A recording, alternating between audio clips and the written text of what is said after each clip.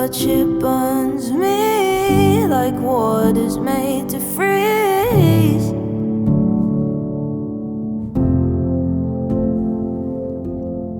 Want you to want me like... I'm Miri, FLC. I'm 17. I'm a musician.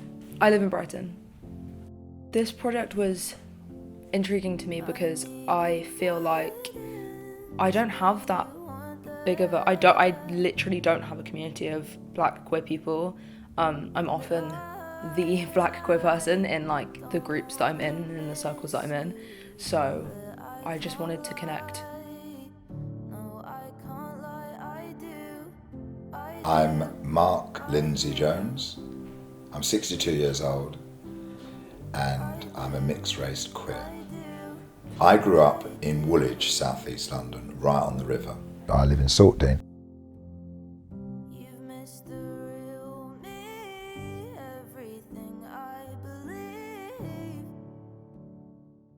What were the things that made you realise that this is your forever home and that you wanted this one? Well, when I met Roy, I met him in Ibiza. I've just come back from living in the Caribbean. I'd only had about 8 months in London. And I said to my mates, what's everyone doing? Because I'd lived in Trinidad for about 6 years. What's everyone doing? They said, well, everyone's going to Ibiza and taking E. And I said, oh, okay, should we do that then? So next to me, all of us found ourselves at Stansted Airport, some ungodly hour in the morning, 1 o'clock in the morning, going to Ibiza. Gets there, and hotel wasn't ready, hung around where. So we were on every VIP list, whatever they call it, guest list going. Anyway, we met each other and whatever. And then I met Roy and then came back to the UK, lived in London for about a year. And he lived in Portugal already, and he had a house down there. And so I said, look, so that you keep coming backwards and forwards, I'm at a free end. Why don't I come down and be with you down there and help you out? And we can open up a gay guest house. I said, I'll run it and you can run your business. So we did all that. But it was his home at the end of the day. But I did transform it like I normally do. Anyway, I was there for 14 years and completely redid the whole house, gutted it all. But it was always his house he'd had with his previous partner. So when we decided to come back and live in the UK, that was something that we were going to do together, a home. Yeah. And I don't know whether there's any truth in horoscopes or whatever. You know, I'm a Taurus, but I am very much a home person. Wherever I am, I'm a home person. I adore my home and I love making it, and I'm quite happy to hang out in my own home as long as I've got all the things I like around me.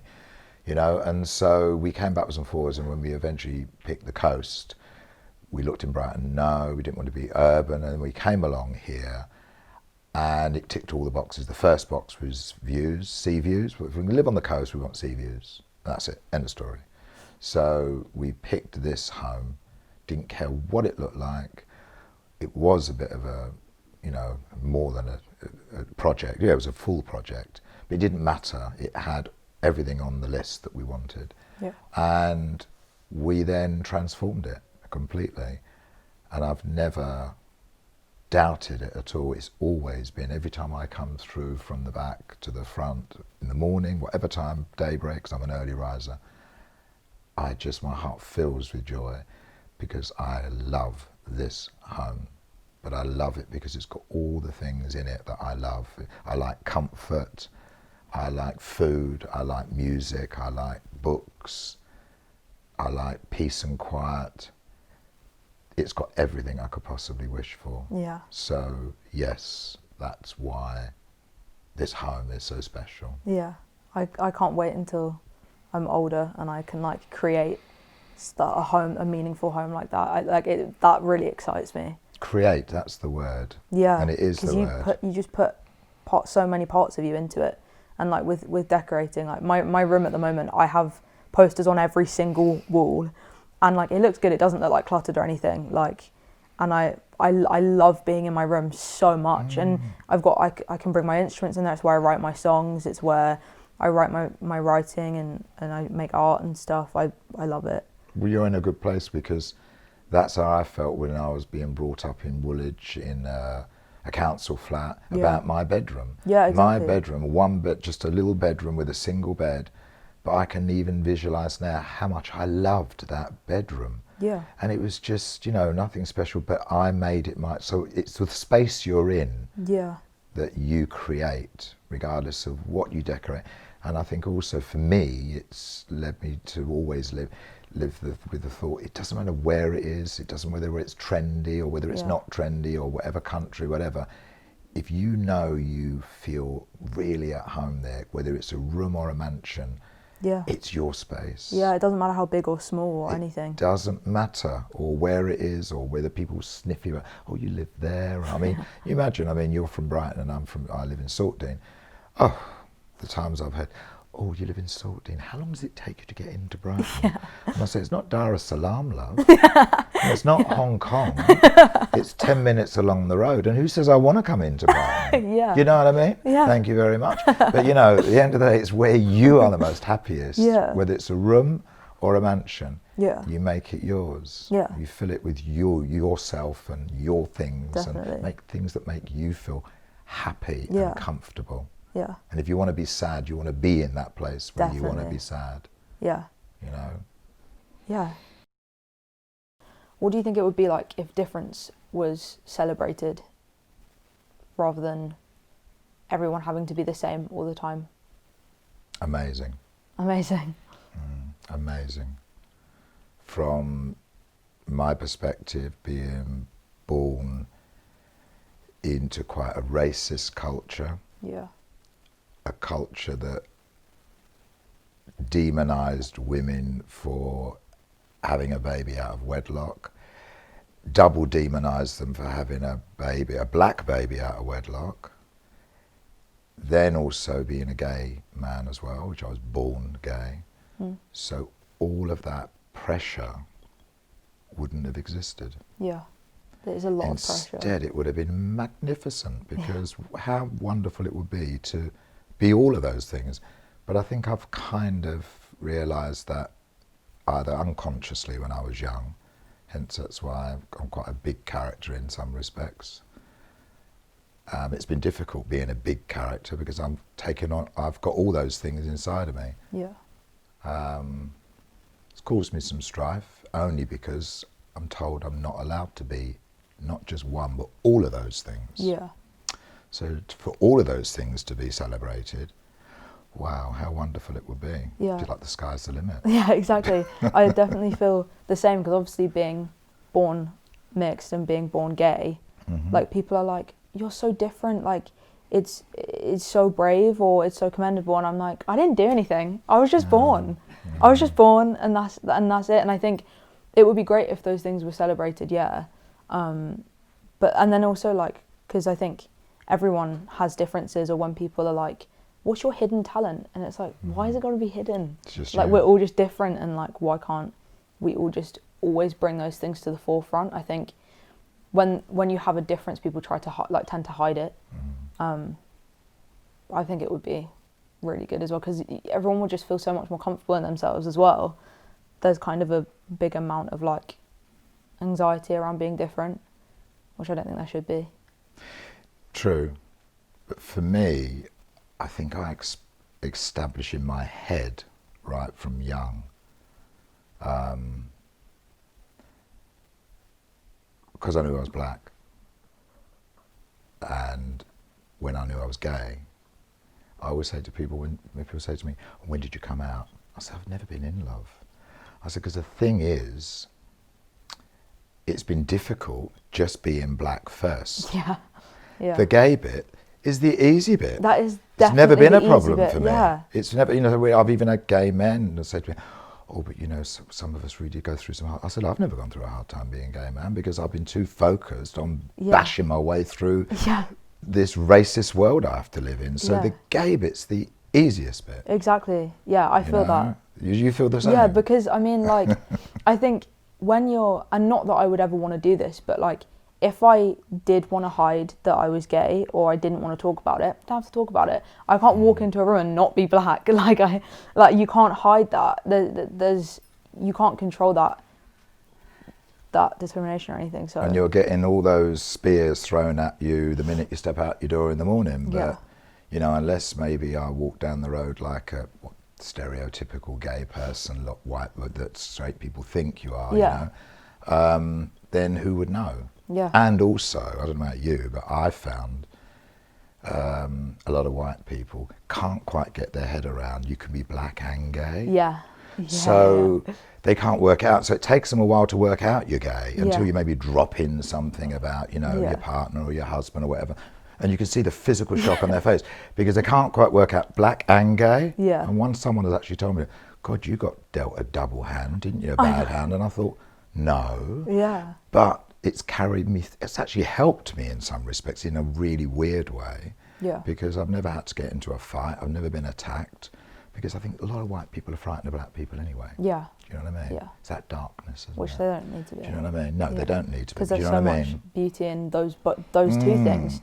Like there's so much culture and art and music in both of those things, and it's like, I think, what could you say about like the joy that you feel for being black or for being queer? The joy I feel is for being different. That there's no one else like me. Yeah. For being black, for being gay, for being queer, for being fostered, for being brought up with white parents. I'm unique. Yeah. And I love it. Me too. Every single every fibre in my body, I love it. Yeah. And the older I get, the more I love it. I've never not liked it. Yeah.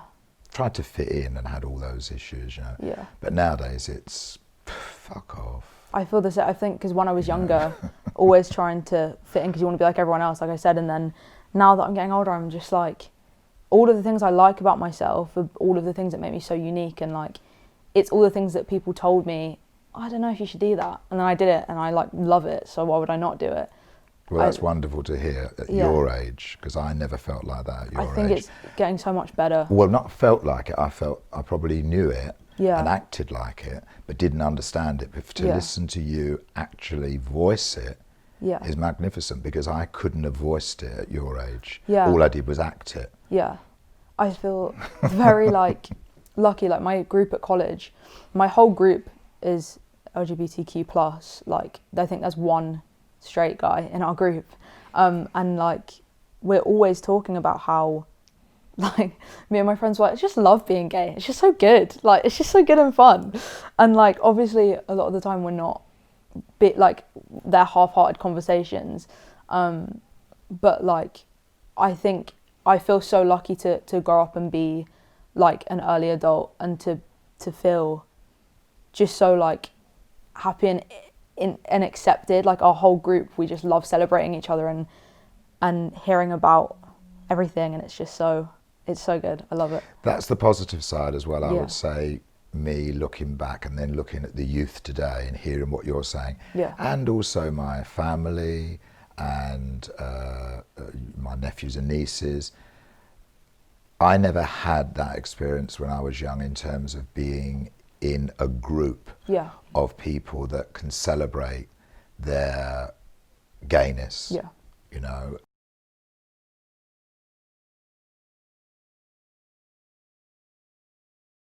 Do you have any advice that you would give to your younger self about anything about life, about now?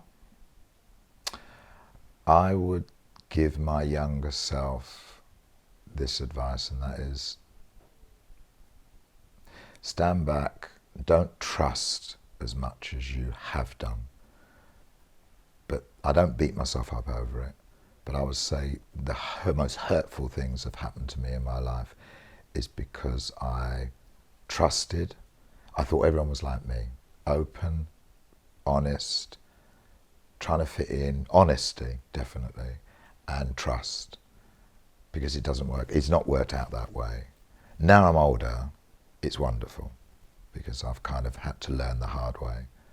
But given my background, because there was no guidance in that way, I just tried to fit in and be loved and be accepted and whatever. So that's the advice I would give my younger self now, is stand back and hold on. Has that person really got your best interests at heart? Yeah, I can relate to that. So Mary, what advice would you give yourself when you're my age, based on the fact that you're the age you are now, but what advice would you give to yourself when you reach my age at 62? I feel like by that point, I hope that I have realised more that I don't need to please everyone. It's not my job to make sure everyone else is happy and fine. Like I don't need to, even if I'm like friends with someone or in a relationship with someone, their happiness and their mental health and stuff like that isn't my responsibility. And I hope that I also just like I'm more accepting of myself, because I think I'm like I like know who I am, and I like my image, and I like all of that stuff, but I do still get like really insecure about stuff, and I'm like probably not the nicest to myself sometimes. So I hope by then that stuff has improved and I'm more like comfortable and at peace with like my appearance and stuff like that. Because I just think that would be nice, just to feel comfortable, completely comfortable, like in public and with other people. It would just be nice, I think. To love yourself. Yeah. As you are, and Yeah. who you are. Yeah. And I also think, I just hope by then I'm really like just comfortable and like happy, and I want to also be really like financially stable, because I want to help my parents in the future. I really want to like give back to them a lot.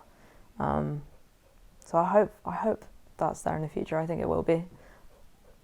I know it all sounds a bit cliched, and was it George Benson, I think, wrote this song, The Greatest Love of All. I think he wrote it, I might be wrong. But anyway, he made a big song and a big hit of it, and so did Whitney Houston.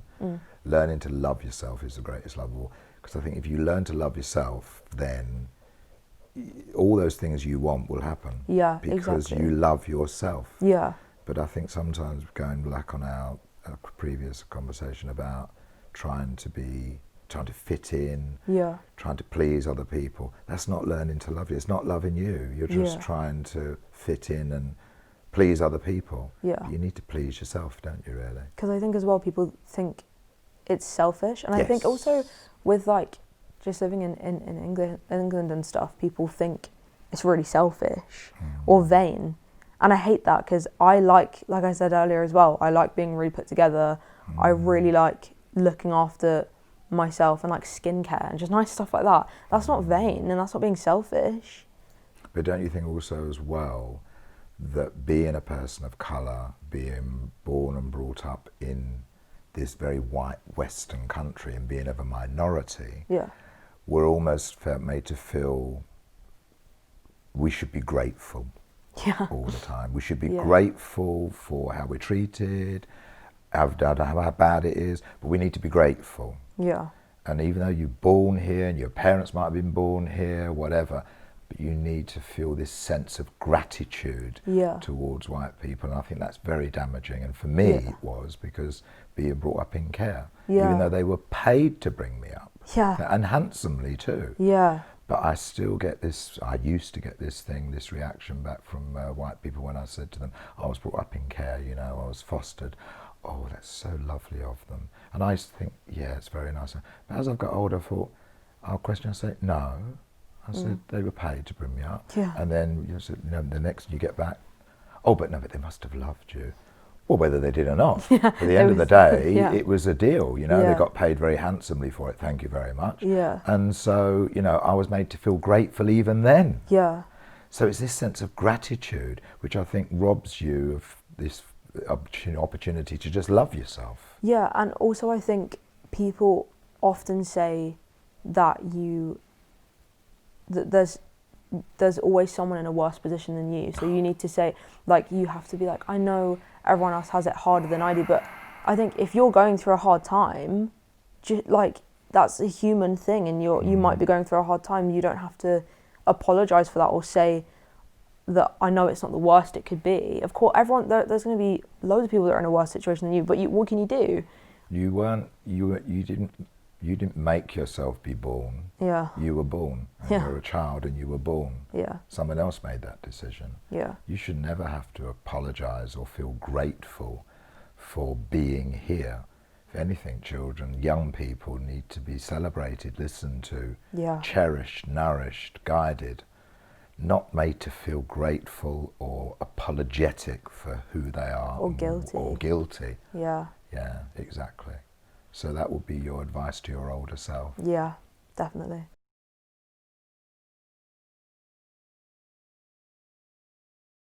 So we're living in a pandemic right now. What was it like living through the AIDS pandemic? Frightening, first of all, because we didn't know what it was in the early days. Yeah. We didn't have a name. All we knew is that it was killing people, and that people were dying. Young gay men were dying of hideous diseases, hideous illnesses. And we didn't know. And this was way back, even before the government got their head around it, before the NHS got their head around it, before any health service got their head around it. It was terrible. And it was your friends dying. And for me, it was a lot of black gay men that were dying, disproportionately, which I don't think many people have, or anyone's done any statistics, but I think if they did, I think they'd be quite shocked. Yeah. Because the sheer fact of being black and gay, not only is it's difficult being gay back in the 70s, but being black and gay, one within the black community, was very difficult. Yeah. The current pandemic, how it affects me, is different to the first pandemic with AIDS. AIDS was scary, frightening, but I'm not fearful now. If anything, I just want people to try and communicate, and we've got to try and get through it. After meeting Mark for the first time and speaking with him, it was like the best day, and it was such a nice release of I was so anxious because I just didn't know what to expect, and he's so lovely and down to earth, and there was of course so much to talk about, and we could relate on so much. It was so nice to make that type of connection. I'll probably take with me just to definitely ask older generations way more questions, because I think sometimes I don't know, I guess just get anxious to ask questions, but it's really important and like a really beautiful thing to reflect back and to be able to have things in common that you just wouldn't even think you had in common. And yeah, again, just like learning so much. I think in the future I'll probably ask way more questions.